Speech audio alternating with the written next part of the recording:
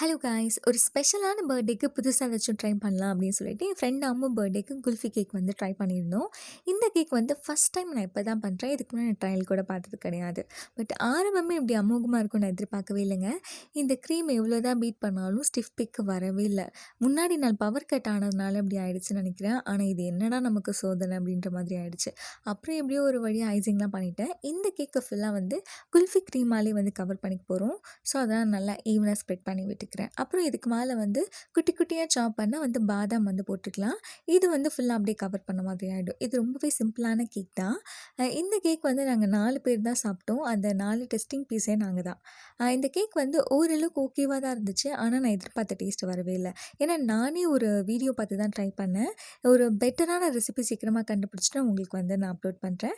இந்த வீடியோ உங்களுக்கு பிடிச்சிருந்தா லைக் பண்ணுங்கள், கமெண்ட் பண்ணுங்கள், ஷேர் பண்ணுங்கள், மறக்காமல் சப்ஸ்கிரைப் பண்ணிடுங்க. தேங்க்யூ, பாய்.